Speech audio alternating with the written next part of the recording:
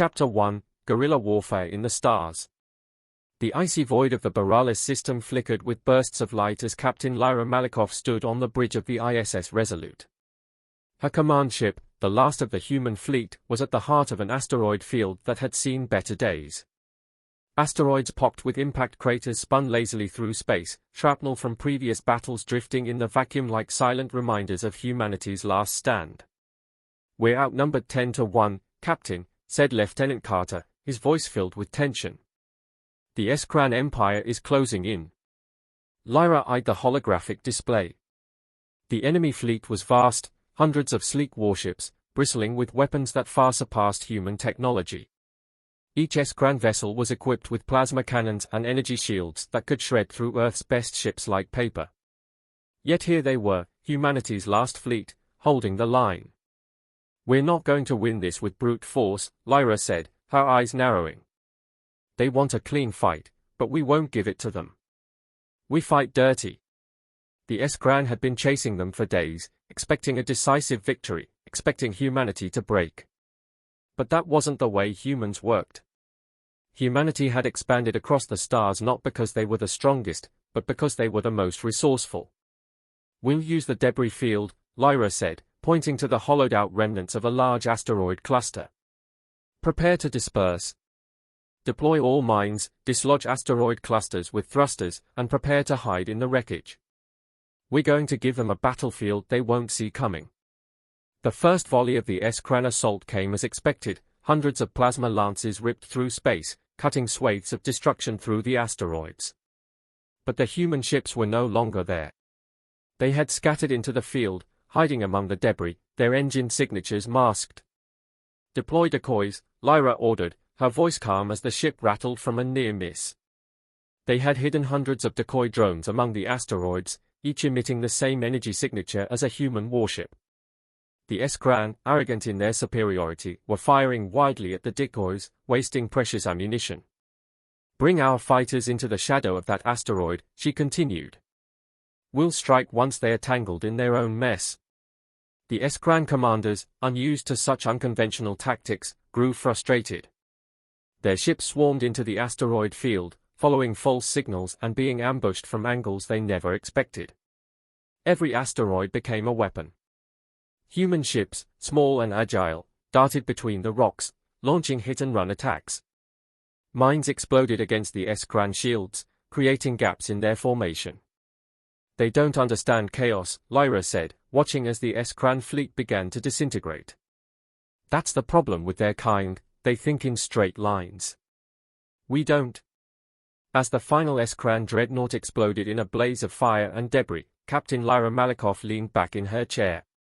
They had bought humanity another day. Title: Desert Siege, How Human Marines Held the Line Against an Alien Army. Chapter 2, War on a Dying Planet. Sergeant Major Elias Grizz Jackson wiped the sweat from his brow, staring out across the endless dunes of the planet Helvers 4. The twin suns burned overhead, making the sand beneath his boots feel like molten glass. His platoon of Marines, some 50 soldiers, huddled in the shade of a jagged rock formation. In the distance, the dust clouds signaled the arrival of the Kithari, an insectoid alien race that had overwhelmed every human defense on the planet. They had armor that reflected heat, weapons that vaporized steel, and numbers that seemed endless. But the humans? They had their wits. "We can't hold this position for long, sir," said Corporal Tanaka, clutching her rifle with a weary grip. "They are coming in fast." "We're not holding this position," Grizz said, his voice a deep growl.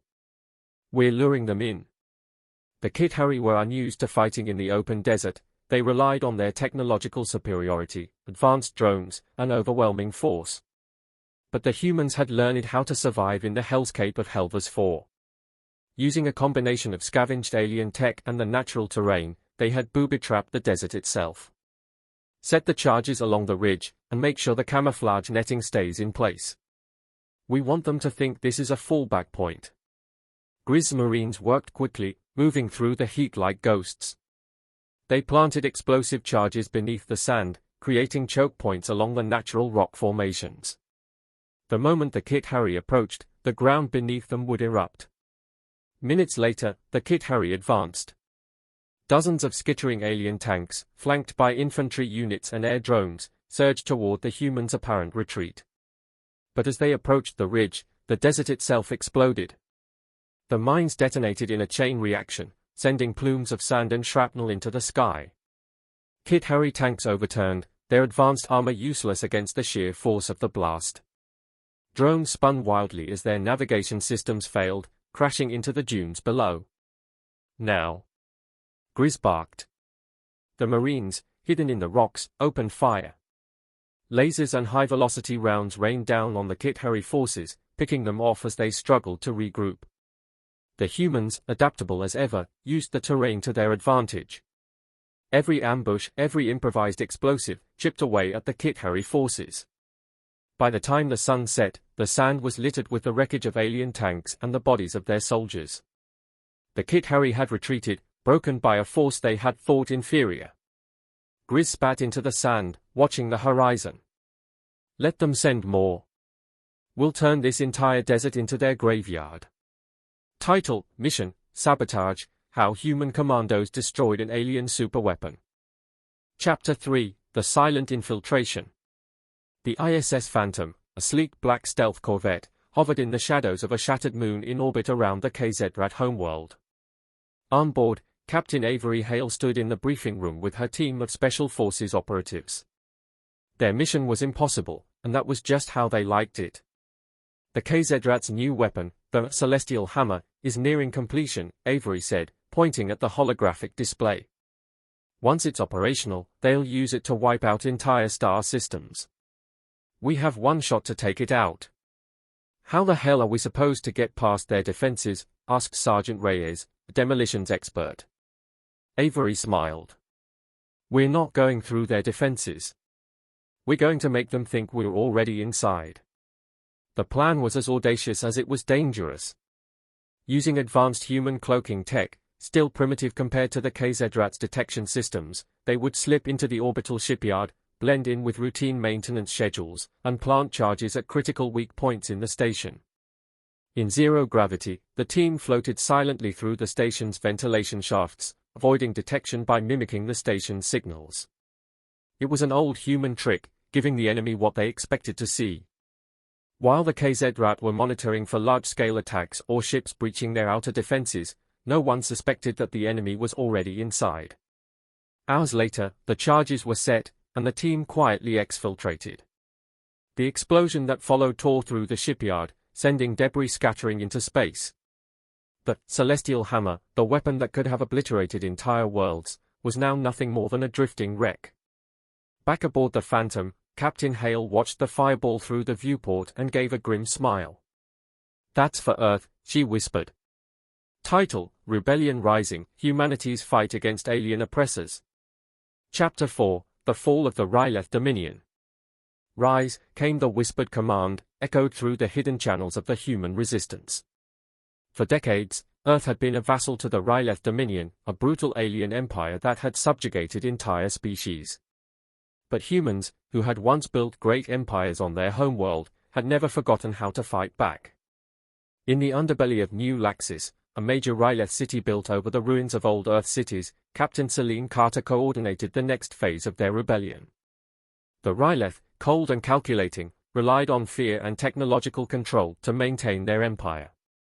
But what they didn't account for was human creativity. Using encrypted networks and scavenged alien tech, human engineers had built an underground infrastructure that could rival the Rylethers. They hacked into power grids, shut down surveillance systems, and spread confusion across the city. As Ryleth soldiers marched through the streets, they found themselves ambushed by insurgents using guerrilla tactics. Humans had learned to fight not with overwhelming force, but with precision. One strike here, one sabotage there, and the entire alien city began to unravel. Celine watched as the city's towers went dark, one after the other. The Ryleth were scrambling, their centralized control systems crumbling. She keyed her communicator. This is it. All units, commence the final attack. Explosions lit up the horizon as human resistance fighters emerged from the shadows, armed with weapons built from scrap and stolen tech. The Ryleth had never seen such chaos, they had never thought it possible from a species they had considered broken. Within hours, the city fell, and the Ryleth Dominion with it. Celine stood atop the ruins of a Ryleth command post, looking out at the horizon. This was just the beginning, she said to the soldiers beside her. Today, Earth is free. Tomorrow, we take back the galaxy. Title: Homefront, Humanity's Final Defense Against the Alien Invasion of Earth. Chapter 5, The Battle for Earth. Earth had been the crown jewel of the human empire, but now it was the last bastion. The invading forces of the Consortium, a coalition of alien species, had breached the outer colonies and were now bearing down on humanity's homeworld. General Marcus Ryan stood in the war room beneath the Pentagon, watching the screens as alien dropships began descending through Earth's atmosphere. They had overwhelming firepower, advanced technology, and more troops than Earth could ever muster. But humans had something the Consortium didn't, an intimate knowledge of their planet. "We're not going to fight them in open battle," Ryan said to his officers. "We're going to bleed them dry, one city at a time." Humanity had prepared for this day for centuries. Every major city had been turned into a fortress. Streets were rigged with traps, buildings fortified, and entire populations mobilized to resist the invaders.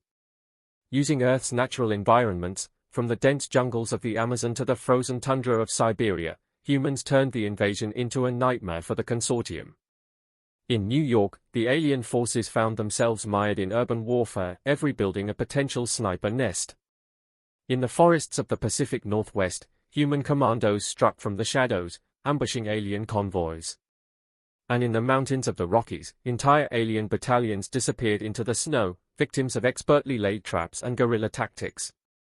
Even Earth's weather became a weapon. Human engineers had long learned how to manipulate the environment. Storms were created, mudslides triggered, and alien landing zones flooded. As the weeks dragged on, the Consortium forces, initially so confident in their victory, found themselves demoralized and broken. Earth, it seemed, was a far more dangerous place than they had ever imagined. Standing atop a makeshift barricade in a ruined London street, General Ryan surveyed the alien wreckage. "This is our home," he said, raising his rifle. "And we're not going anywhere."